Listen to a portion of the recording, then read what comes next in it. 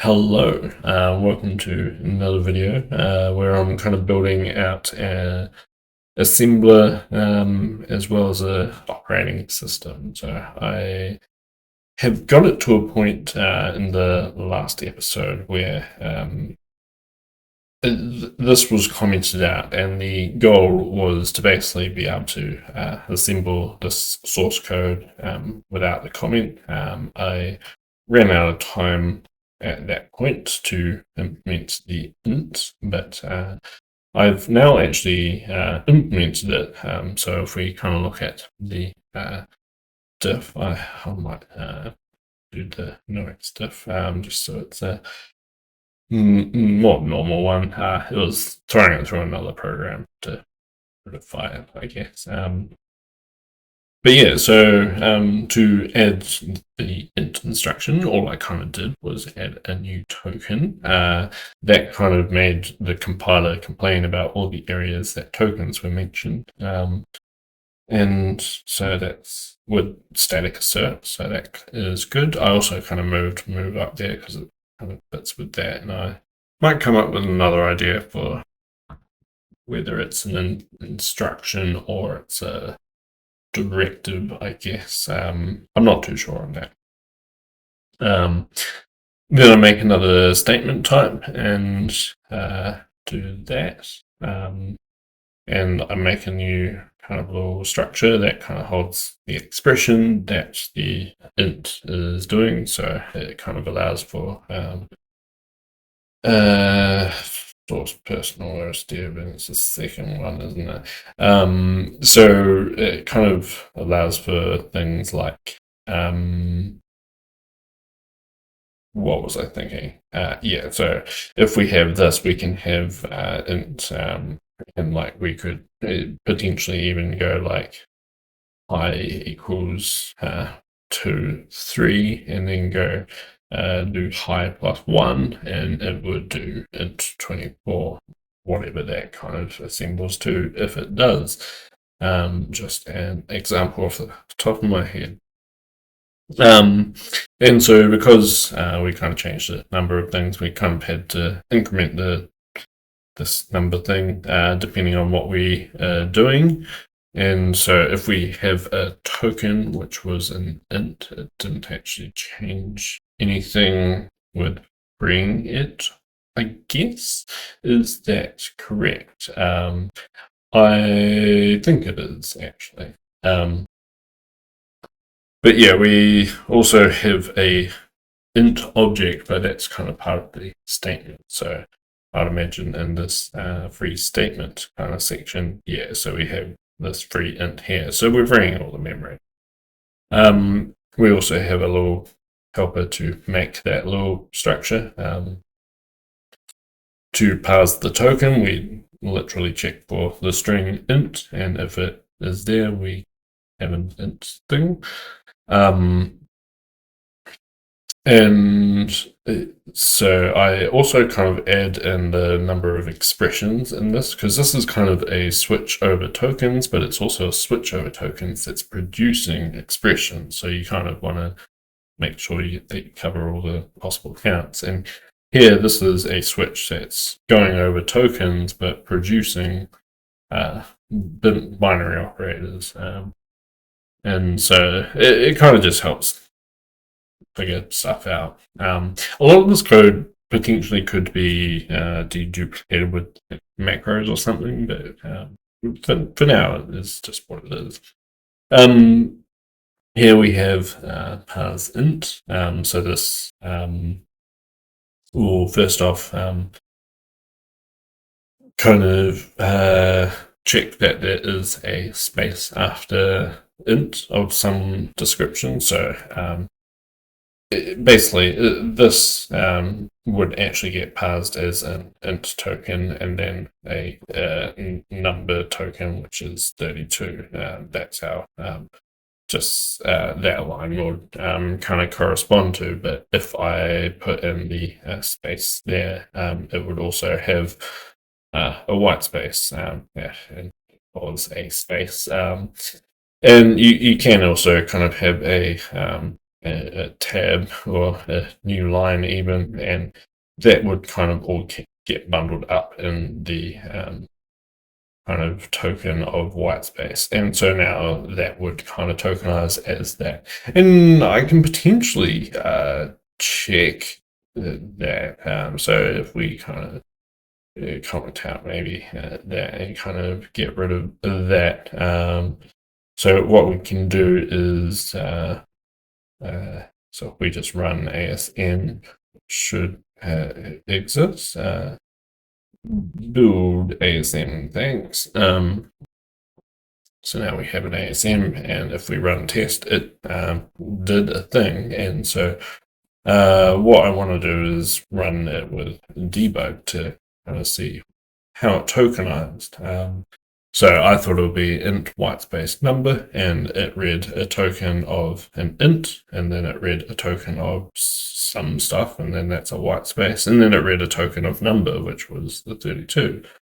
And then it read more whitespace and comments and stuff for saying actually what it was. So was parsed as I would have thought, and this will kind of parse as a int instruction. So if we kind of look at kind of what it output, it did a CD20, and if we look at this CD, and then it will be the immediate, which here it could be 20, and it says destination is from 0 to 255. So basically what can fit in 8-bit immediate value. So that's kind of how I assembled that. But, well, I mean, that's showing assembly as well. But basically, that's how this is parsing it. So it checks for a whitespace after that, and then it parses just an expression, and you can make that expression what you want. And then it kind of checks, has some debug printing if you want, makes a span that covers the entire thing from the start of the int to the end of the expression. And then it makes the object, and that's that. Has some more debugging to say this is what I'm returning. Here I am parsing just the statement. So here we check if we get that int token, we will kind of just handle that in the parse int, and then kind of assign it into a statement structure. And here we, and also, what's this in? This is an executing statement. So basically, when we parse all the statements, actually no, we're parsing a statement and executing, but we could actually parse all the statements and then execute them all one by one. And what that will do is basically take any expression and turn it into a computed expression. So here we have an expression for the int, and it's stored in the in object, which is part of the literal that we kind of saved up there. We compute it, we should get a object back. If it's none, then that means something bad happened. Usually memory couldn't get allocated. And then here we have some just debugging print out stuff. And we do an additional check because we could have a computed expression which is a string type. And potentially in the future there could be more, and I wonder if I want to have a static assert here, because here it could be number or number literal, number pointer, and the pointer is basically a pointer to an object that contains a long, if it happens to lie outside of the range that can fit in an int pointer, which is theoretically meant to be able to convert any void star to and from int pointer, but who knows? I've got a little help function to do that for me, depending on the type. Here I do the actual writing of the assembly, so I've got a string builder that's kind of holding the output, and I just pass in 2 bytes. One is CD and one is the number, and I kind of make sure that it is less than that. And I wonder whether I should do a check actually there if it is more than that. So perhaps I'll actually do that. So do I still have this find minus, yeah, this bad boy, and then I can bypass them to that not I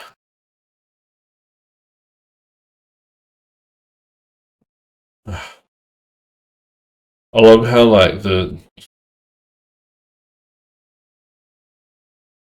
one that's like most recent in your history is the one that doesn't work. But it is what it is. So what was I doing here? So this is kind of online 2199-ish, 2199, and we go there, and it was when we're executing this. So I wonder if I want maybe I'll mark that and search for the static search on computed and get that. I didn't really need to mark anything. Basically, if I add more types, I want to make sure that that's that. And what was I wanting to do here? So if number is less than -127, I think that's what I want, and probably have code to do just this. So if we do this, we have a computed expression as well, and we just return what it is. I think that's good just to go, and that way, if I can test this by going into here, and if I make this 256, for example, which doesn't exist in that thing, and I set my make program to run the symbol this file, it will or was that doing the test, not the well, it'll do this. I can't push Control C in this because of the way I've run them. It's kind of one annoyance. That's the one I want. So this will assemble this, and it will tell me this token that my number cursor went on. So if I move the cursor away and do that, it will jump back to this number here. So basically, this is out of bounds now, and if we kind of bring it back in bounds, then it will be able to just execute it fine and assemble. So back to this, I guess we were down a bit. We printed out what it was. We've now kind of added a little check to make sure it's in bounds. And here, the final changes, I'm commenting it in my BIOS. And so the output of this is I can now run this and it will boot and it will have an O. And I should figure out how to zoom in. Yeah, there is a zoom in button. Oh, wonder if this used to exist. It zoomed in like a weird way, pulling it up to there. But you can see here it has written O. So in theory, I can maybe close it this way. I can edit my BIOS thing, and after this, I could perhaps put in OK, and it will now print OK.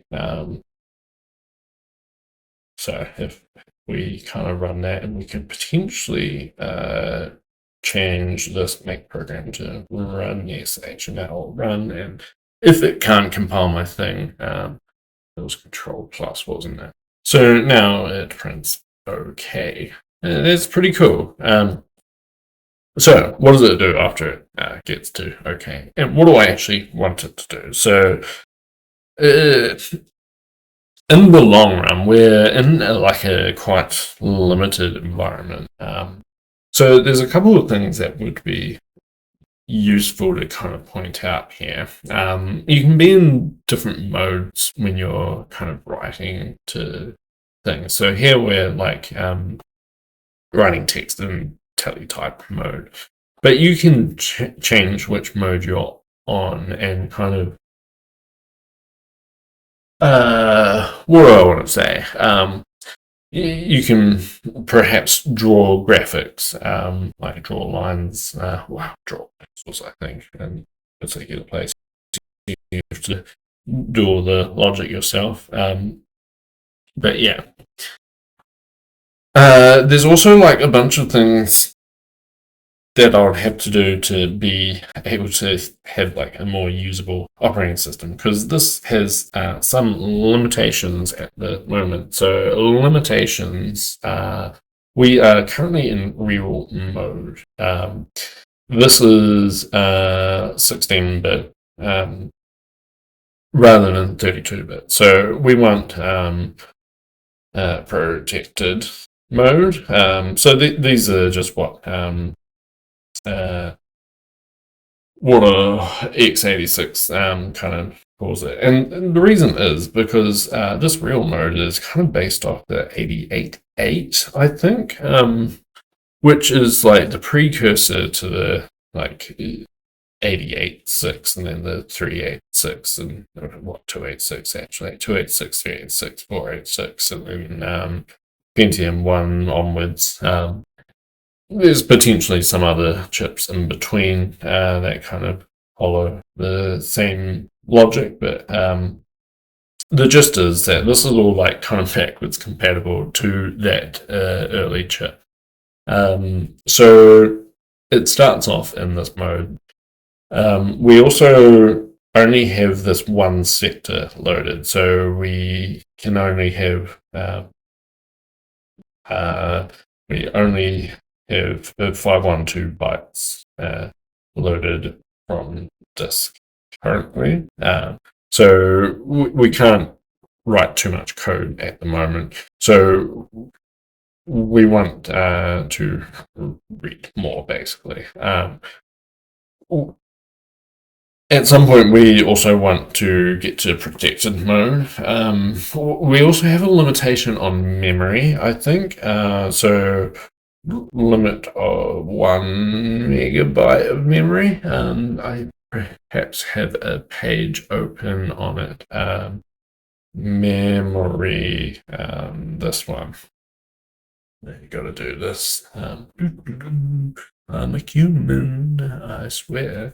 Yeah, so real mode is less than a megabyte because it's also got this other stuff in it. So basically, we get loaded at this point here. So at some point, we also need to instruct our assembler that this is actually the point we're at. And then perhaps that dollar and dollar will mean something slightly different, but the dollar minus dollar, or whichever way around it is, will still work out to the remaining difference out of this 512 bytes kind of limit. So kind of how the operating system boots. It goes through stuff before we get to this point. So you can't actually see it when we so I think this will run when it did some things. So the C-BIOS is a thing, and then the booting from hard disk is also a thing. And we've already overcome these hurdles just by pure nature of what I've done. And I need to do that. Part of what it is these magic bytes. So basically, the machine boots up. It does like a post, I think, like power on self-test. Yeah, that's what it is. Power on self-test. So it basically checks, am I working all right? Am I doing the things that it's meant to do? After it does that, it loads the BIOS, and the BIOS kind of knows where things are. And I know there's like a UEFI, and I'll get to that in a bit, because this operating system, I believe, will boot off both, even though I'm kind of looking at just the BIOS code at the moment. But the BIOS will kind of look through all of your hard disks Perhaps in the order, like you have to have a like if you have a partition table that says it is active, I think that might not actually come into it. But what actually comes into it is if you have these bytes at the end of the first sector on your disk. So I can have stuff up here. I can do more things. Perhaps I might want this to be in a different mode, but I also need some way to get here. So we want to be able to jump here. And to do that jump, we actually need to be able to do a jump. And we also need to, we need GMP. We need label or just counting bytes, but we can perhaps use some logic that other assemblers have done. So we could say something like second sector.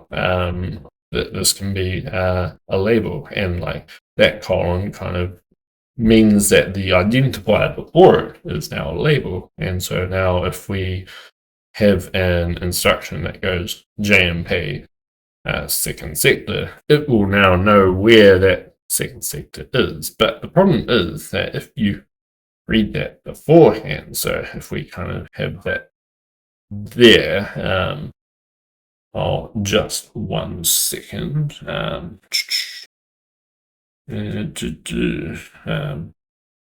One chauffeur duty.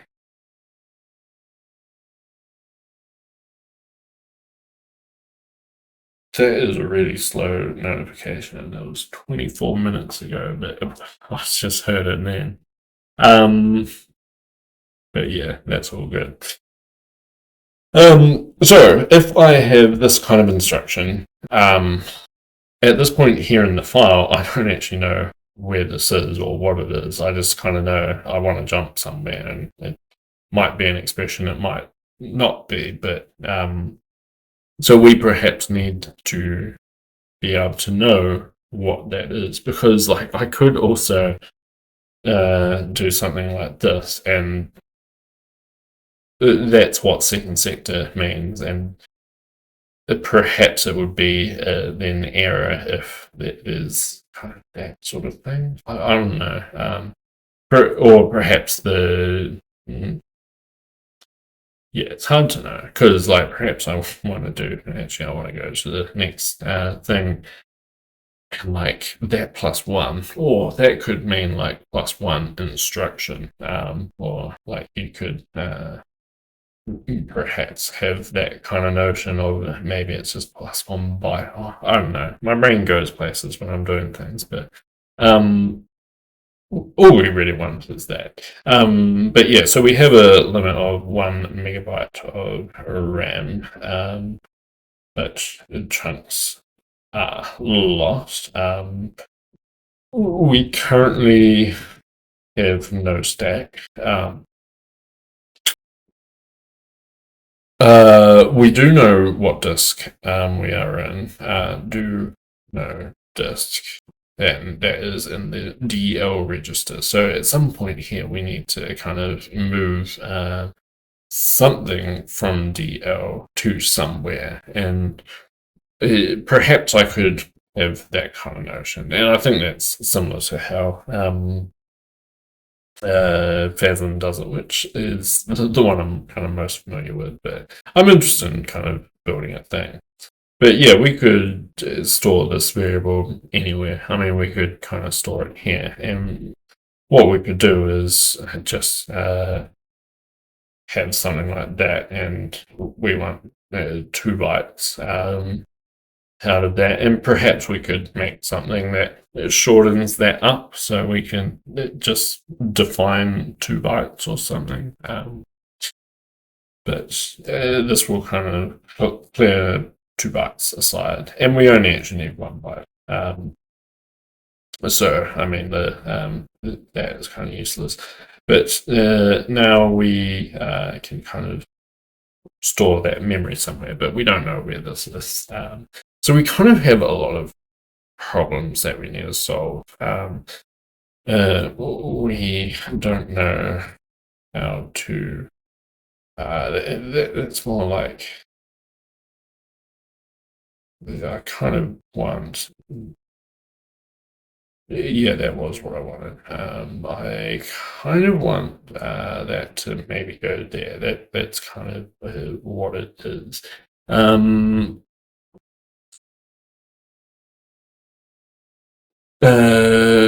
We can get more RAM slightly by enabling the A20 line of the keyboard driver, I think it is. So the A20 line that probably will tell me there's an OS dev wiki. And so what is this saying? So this is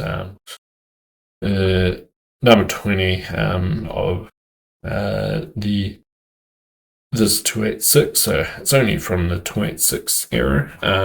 So it goes up from 1 megabytes to a whopping 16 megabytes because you get that extra bit and you can kind of have a bunch more. And this is kind of like on the keyboard controller, which is kind of interesting. The way the CPU is kind of built up is interesting. Keyboard controller. It just is what it is. So that is 16 megs. We can get more RAM if we do that. We currently have no stack. Maybe point that up.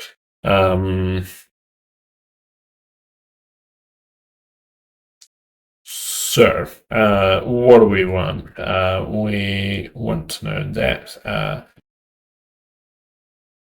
we want to be able to jump to labels. We also can start in a weird state where at this point here, we loaded to 0x7C00. I believe that's where we are at, and we have kind of a segment that we can be in, and then the address that we are in. And the segment here would be the CS segment. So if we can sometimes start on some BIOSes at 0x7C0, I believe that is what it is, and then 0000. So we can kind of take off some things. So what this is kind of saying, the segment is kind of multiplied by 16, so that's kind of why I lose one of the zeros after the segment C. But here you can see that it's 0, and that would mean that this is kind of at address 0. So what you want to do is actually kind of make CS right, and to do that you do a weird jump, and I actually have an example of in my other operating system. So we have we probably have some stuff in boot, and I believe it's in boot 16, the 16-bit mode, and perhaps I might do that sort of thing. And here, what do I do to kind of get that thing? So I do a bit of stuff. I do this, yeah. So I do a jump like that. So I want to be able to do far jumps.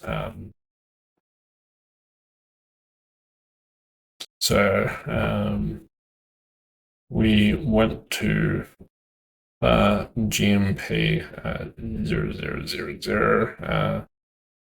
to a label.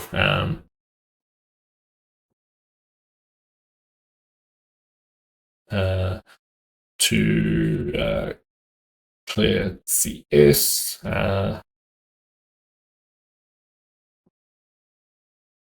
This is, I've already said far jump. We want to be able to jump to labels in general. We want to be able to read more from a disk. We want protected mode. We potentially we want long mode in the end, 64-bit. And what else do we do down here? We kind of clear a bunch of things. We save the disk and do the 820 stuff. We want to configure VGA however it is. So I'll do that. We want this like there's more stuff that come after VGA that kind of make it a bit nicer. What do we have here? This is a bunch of stuff. And it does that. What was the E820? I forgot that. That's a bit later when we're not quite in 32-bit. That's when we become 32-bit after that jump, after another long jump. So we'll kind of do that. Needs twiddling CR0 or something. What was it? CR0. Yeah, so it needs twiddling CR0. And needs, I don't know, probably needs something else. I read it once, but I have forgotten.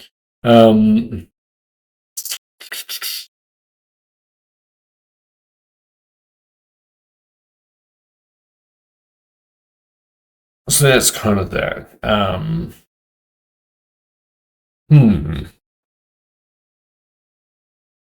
So I guess where do we want to start?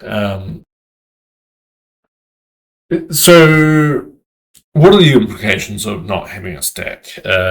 We can't really call anything. So at the moment, if we wanted to say bundle this up into a function, say print char, we would have to define it in this first thing. We could have a print char function, well, label, and what that could do is perhaps just kind of set that.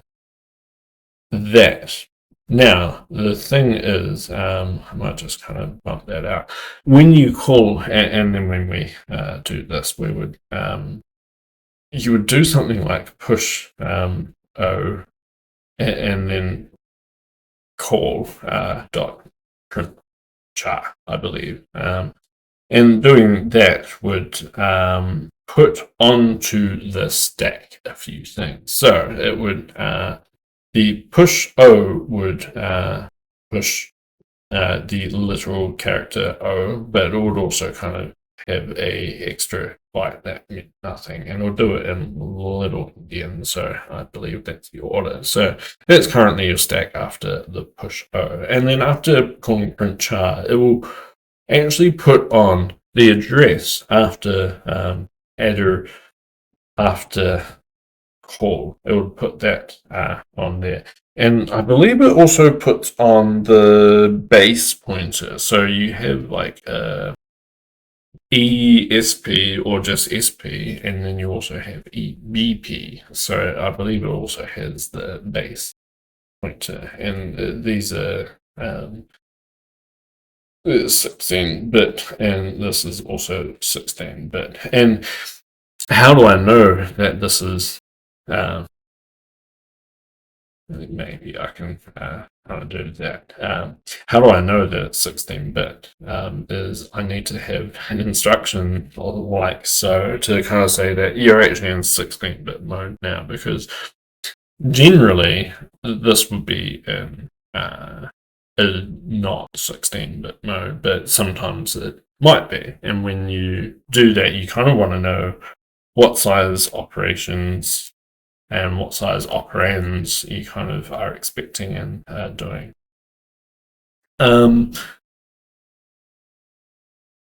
So I currently don't know what that currently looks like, but I have some vague ideas. But yeah, so that would kind of allow us to kind of have a function if we had a stack.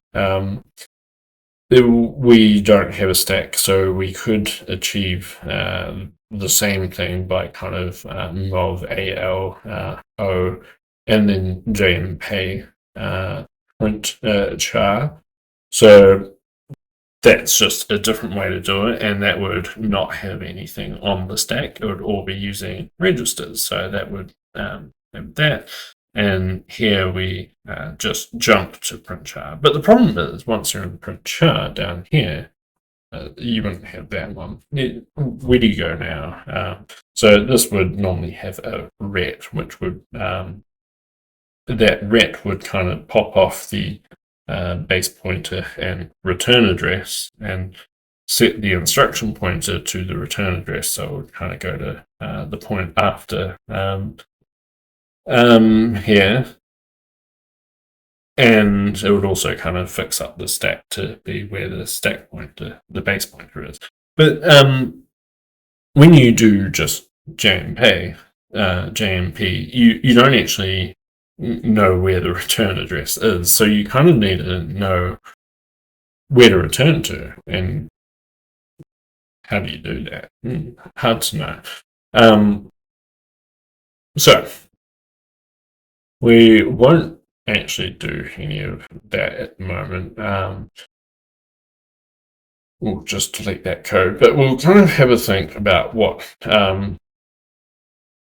might need doing. I kind of want to do this type of thing quite early on in the piece, perhaps even here. And to do this, I kind of need to say that we are at 7C00. And this is an instruction that a bunch of other assemblers do.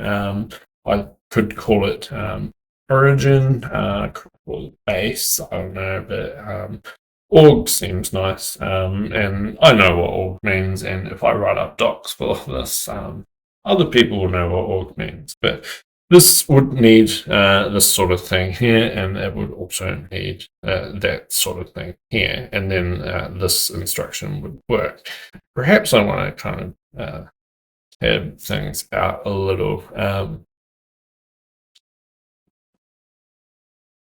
And this thing here we'll also want to do at some point, but perhaps leave it for now.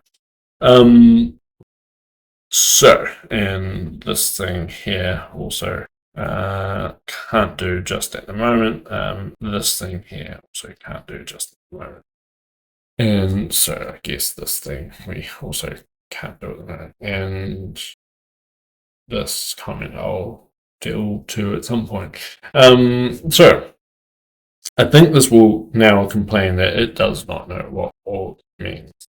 So if we kind of try that, it will now be like, cool, you can't do that. And it actually went past the org. So, this is still when it's tokenizing. It knows what org is. Org is just an identifier. It looks like an identifier. It's not a keyword yet. And perhaps I want to have that keyword notion. And that would make some of the code a bit better. And cool, we have the whole site of where we're at. That makes it a bit easier. And that's actually interesting. Code, we allowed it. It thought the token was like empty.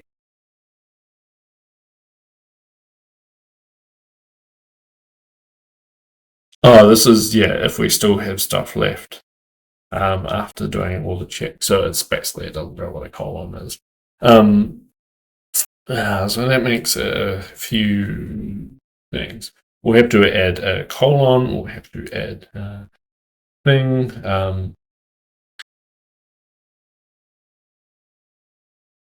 And we'll also have to add org. I kind of want to add org because it needs doing. And I also kind of want to take a small break just to fill up this because I didn't at the start. So I'll be back in a jiff. You might even see me in the background.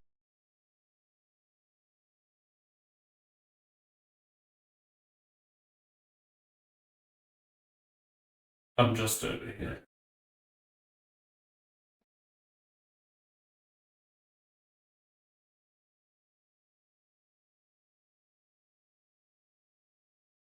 Oh, that's much better.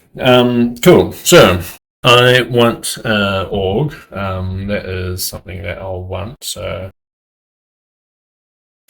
we could do something like that. I did that twice. I also wanted to check this. Maybe I just want this one. I don't want that comment. I wanted check for what character was it? It was a colon. If I have that, I will call it a colon. And I think that was potentially better done up here, like we do have these, so we can just, it'll be a string, but it is what it is. And then we can have a colon there, and then we can probably delete that one. So that is basically parsing those two tokens. When we try and that's tokenizing the two tokens. We haven't done any parsing yet, and we also haven't kind of added it to this list here. So perhaps I'll do that, and then take me to there. Cool. So if we actually before I start, perhaps after I start, we'll come down to here and we'll add up the. So I'll edit this bad boy, and actually no, I'll take all of that and I'll take that. I must not have saved the file yet, but yeah, I am just adding the int stuff. So all of this int, yeah, so I did start adding there. We can split this up and maybe not get that, but do get that, but not get that. This we haven't touched, that we haven't touched that. That was all that, that was all that, that was all that, and perhaps not add that and get commit. Or we did actually want add one thing of source boot. So perhaps we can split this. I don't want any of that. And can I split this? I can edit this. I only actually want that change. And then no, I don't want that. And then I'll commit that as add int instruction. I don't really have a notion for it yet, but yeah, so now I kind of want to add in the, what do they add? Org, and also colon. We have two operations there, and now this will kind of complain in a lot of places. So when we want to free these two tokens, we don't actually want to do anything different. Nothing was allocated for the token. So we can probably go to the next one. This is when we're parsing the expression. So if we're parsing an expression and it has int in it, I don't care.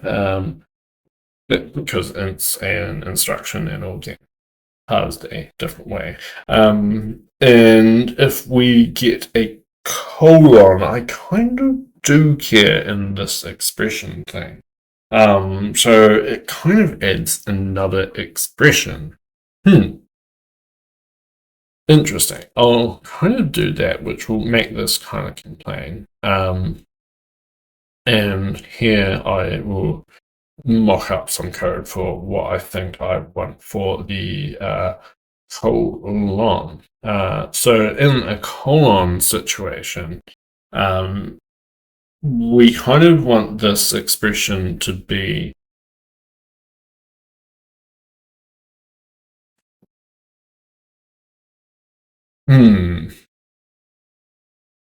No, I think at this point here, I don't want a colon. Yeah. But perhaps I want to say something about it. So we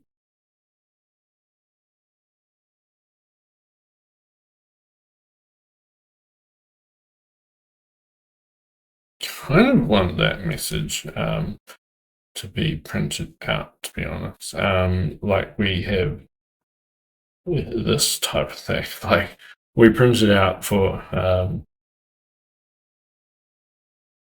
and like because this actually kind of does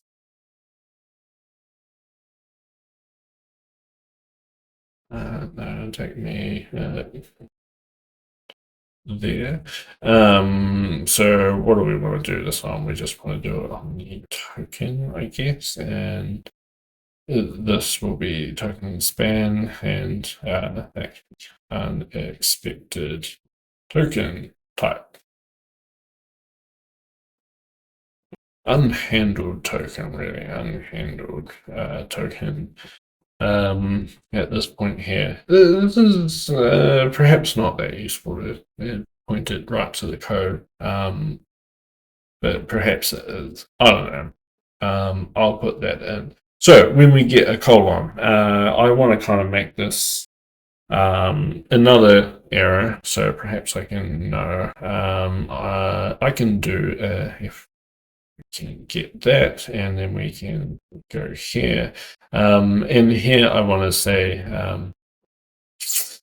unexpected colon an expression if segment. Like, how do I want to? So the joys of designing a language, I guess, which I guess this is in a sense, it's an assembly language. So I have this notion of I want to be able to say colon will give me a segment. How do I want to Oh, yeah, like I have questions of a few things. So for this particular statement, how do I know that how do I know this is still Hanks? That's kind of an interesting notion to think about. Then what if I have another thing like bar equals 3, there's 3 sheep, I might fall asleep any second. And then what happens if I had bar here? How do I want to kind of treat this? Is it still, I feel like, yeah, that colon operator is just kind of like a binary operator, but it's like a binary operator. Like if I have bar plus 1, how do I want to kind of notion that? Like, would it be that sort of thing? Or I also don't really have a notion of precedence yet, which this kind of brings up some interesting points. Because I probably want something like this, but what if I don't do it implicitly? it kind of suggests that it would first find the bar, it would say that it's the identifier, cool. It would find the plus, cool. That is the left-hand side of a binary operator. It would then parse another thing, and so it would find the 1, so cool. It would kind of add that up, but if it found that 1 and that expression got parsed all as that, you kind of want a way to be able to say, I don't care about the colon in this situation. And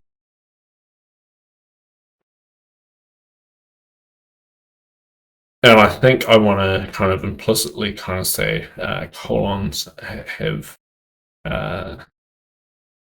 this sort of precedence. And like if we had more stuff on this, like if we had 7C00 plus 1, I think I want,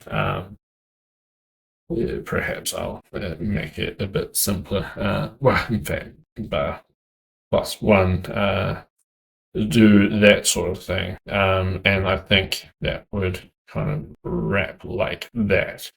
So I think that's kind of the precedence that I kind of want to have. And so I need to think about how I want to parse things that way. So I need to have an option to be able to say, I don't care about colons anymore.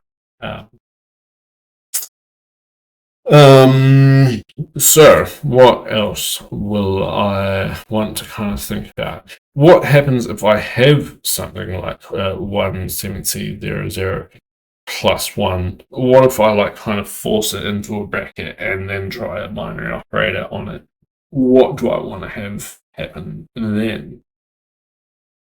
Like, would this just, cool, I'll just add to the thing. Yeah, so that might kind of lead into something like 7C01. Cool. That's what that would lead to. What happens if I have something like that? In which case I might need to kind of bracketize it like that. See, now what precedence do I actually want?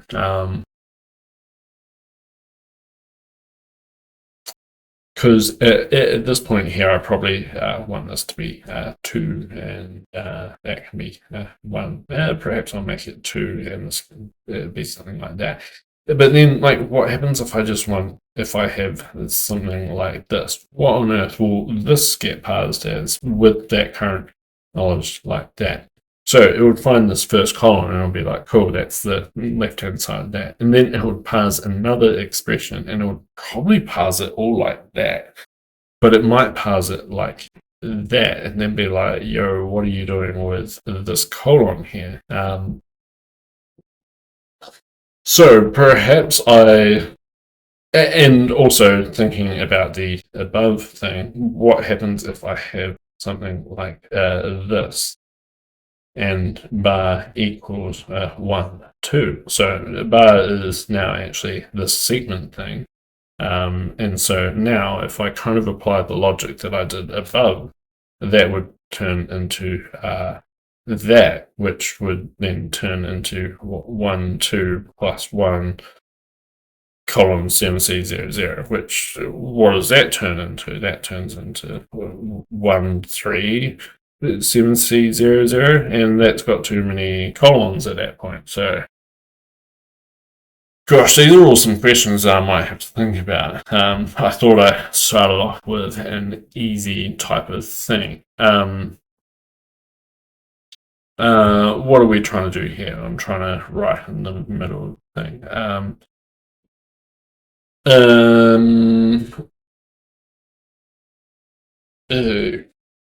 Expect expression, colon expression. I think that's kind of what I want to do there.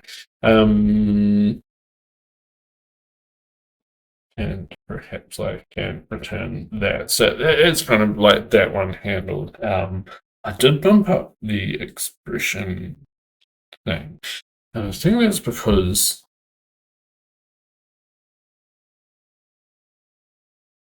yeah, I'm doing it over here where I don't actually do it on the expressions. So I could just treat it like a binary operator, not an expression. And that's perhaps what I'll do. So I'll print that down. So I've gone through quite a little thing. I kind of want to not do that, but I want to get my source code out. So what am I trying to achieve? This thing, I haven't even thought about that. I guess that's just setting what dollar is.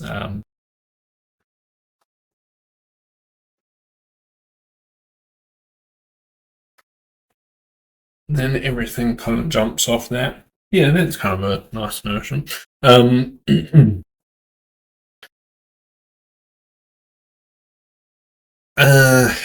yeah, so the segment thing, we needed to do this clear thing. And so how do we do that? Like, golly, how do we know if it numbers? This is too many questions.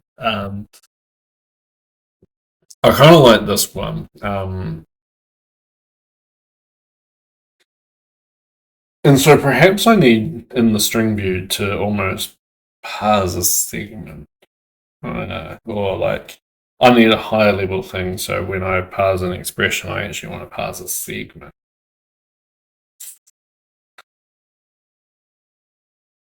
Interesting.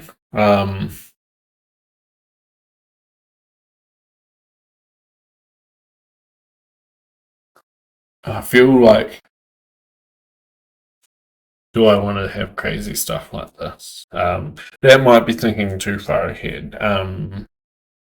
So what I could do is just start off with making one thing work, and that might be this sort of thing, and then just seeing what breaks. And another thing, yeah. So in fact, the first thing is I don't even need that. I just have a little label. So I need to kind of know how to store that. And not all labels will have a dot at the start. So there's like a notion of perhaps public and private things. So you have a function that might be public, but then inside of that function you have labels, and you want them to have a dot to signify that you're still in that function, that sort of thing. So this will currently kind of get passed to that. I think I just want to kind of make it a binary operator and then deal with the outfall later when I start thinking about what if I write code like this. Or if code like that kind of happened, what I can do is run it through this very test file to see what is it breaking on. And perhaps I should kind of do that sort of thing. In fact,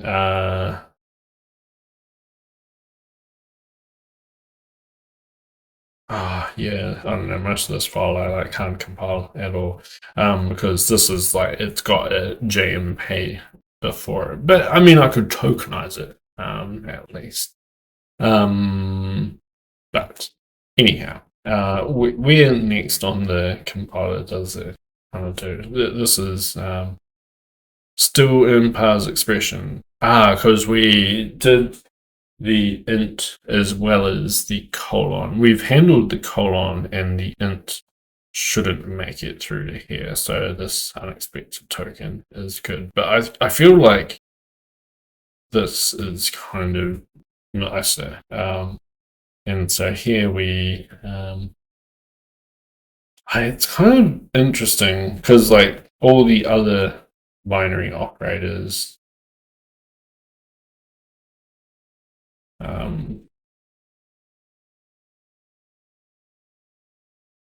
yeah, all the other binary operators,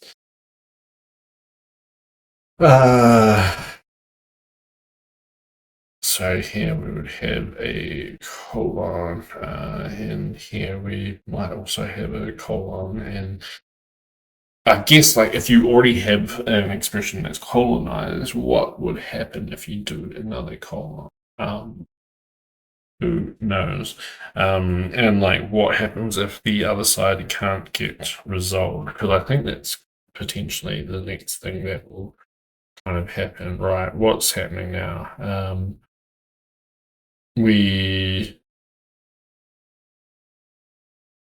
I thought, oh, we've also got the int, so that one is also.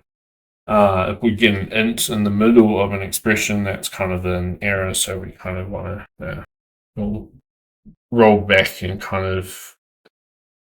Actually, no, it'll be like a statement boundary, so it'll kind of roll back the token to, yeah, so we'll roll back the token to before any spaces that we spaces or comments, just in case. The comments we can potentially put somewhere else. So I think I bumped that up. This we haven't actually done that because here we haven't added the colon binary operator. And here we, what do we want to do when we're kind of printing a binary operator? So we could probably colon operator. I feel like we could probably just do that as well. What next? We have that was for the int as well. Shouldn't really be reachable here, so there will be an unreachable there. And I feel I did that one. Here we have added this. So here, what did we add? We added the colon. And what is the result going to be? So I potentially could have the result being left-hand side times 16 plus right-hand side. But I think I can't because I think I can't actually get the values. I think I kind of want to do an unreachable, can just kind of, they'll kind of abort the kind of printer message over here because I think I can't actually compute what the thing is. Yeah, so I'll get this can't compute. And so that kind of means that we need to have a different notion of what a computed expression is, or what we should do in the case that we have something that we can't do. Because at this point we've never actually seen this in the thing, in the string. This is parting many things, so like a comma. Most of the time I think this one won't get kind of done. We had two tokens there, so it was the not the int, the org, which we haven't even kind of started to deal with. So we're running low on the static assertions, but we will probably hit some runtime assertions as well when basically the wrong thing gets done. So how do we want to handle org? So case ASM token org. This should just have an expression after it, I think. So here we can do that. And what expression are we going to have? So this is kind of when we're parting statements. So I guess we need to have another statement type. And so perhaps I can do something like here, and yeah, this would be an org, because yeah, I think that is kind of roughly what I want to do. And so when we come to put free a statement, cool, now we have to do all that. I wonder whether we need to have an extra structure, but we do need cool statement. Just added org. So if we have a literal, I think this will just be an expression. So we'll create from the pool expression T, and this will be statement literal. And perhaps this can just kind of go up here because that looks like the same thing. And then here it also deallocates the actual pointer. And I think that is potentially what this will be as well. So I wonder if I can kind of just get this that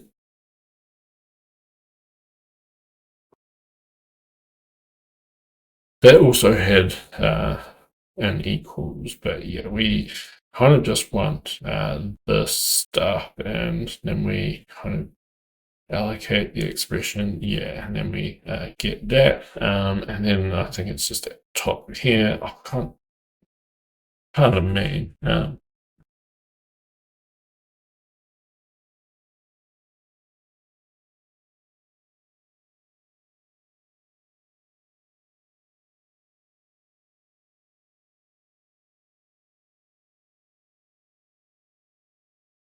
That is noises coming through. Perfect. So what do I want for this? So this is going to be, yeah, I think I will take this.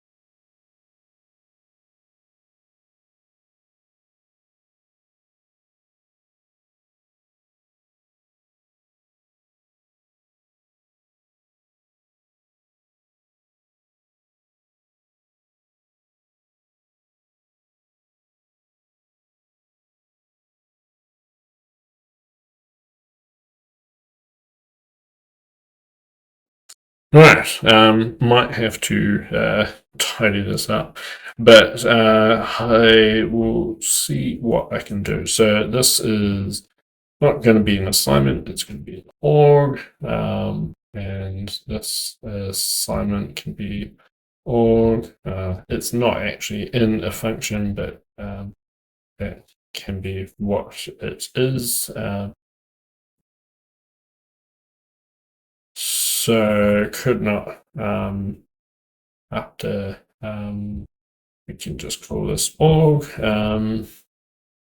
So it's going to pass an expression, and so we also had the colon, and I think the colon at this point when we're parsing, this is parsing a statement, I think, makes no sense. So that will be basically if we just had a colon by itself. I think that would be an error, and that gets caught by there'll be some default with unreachable type thing.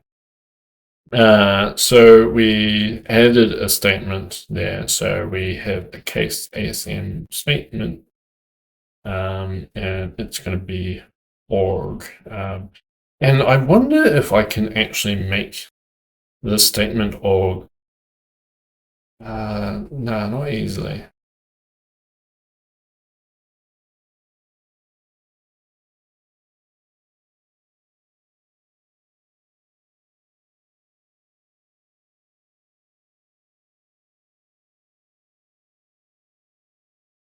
Because this statement assignment,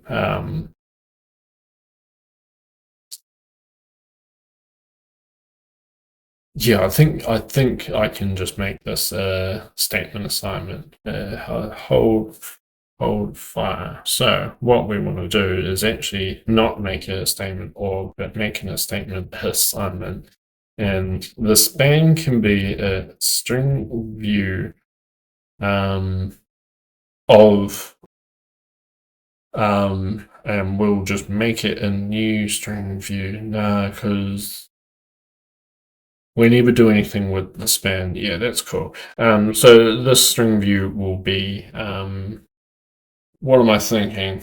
It needs to be a dollar, whichever dollar or dollar equal to the base address. So that is what I want. Dollar. And I wonder whether I need to dupe it, in which case I'd need to do that. But I think this is legit because that is like kind of stored in static space at some point. We'll see what that does.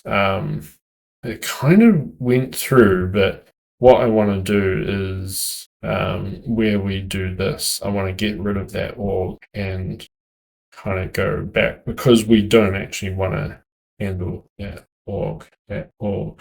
And I'm not sure that the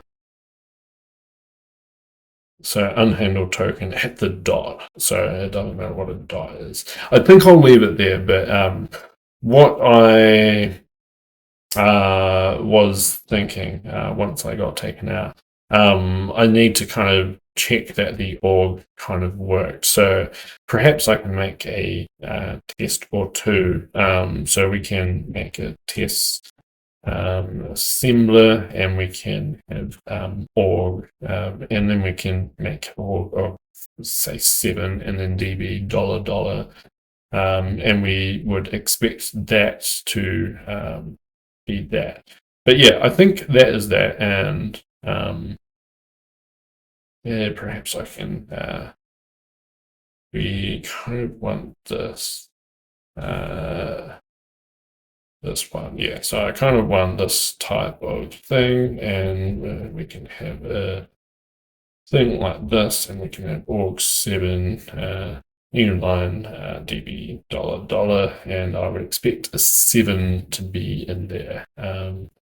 And that can be my test. And now if I run the test ASM, it'll pick up that test and it'll probably fail on that test. And that's the one I want to fix because I want to make sure the org works. And then I'll get on to the colon stuff. But here we go. And we see, yeah, org. It complained about something. Didn't,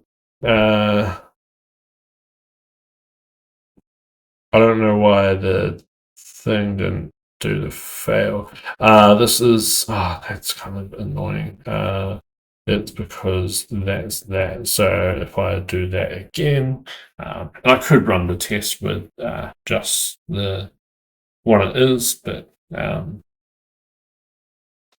that's what it is.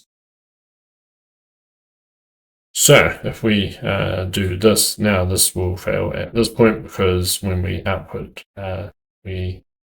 0 instead of 7, and that's because if we go into ASM, if we search for $, we can see here that's what we're using. So here we probably need to unreachable, perhaps to do use $. It should be assigned, but then we'll need to make sure that we assign it the first time round. But I think that is all I have time for now because I have visitors soon. So thank you very much for watching this far. Please do let me know if you're interested in anything that is kind of happening. That makes other things fail, but that's kind of all right. That's how this test is meant to work. But yeah, so I'm kind of pleased that I got it booting, but now I kind of want to get it booting in a more stable state, which requires a few more things in the assembler. So for now, thank you, and I'll see you next time. Bye.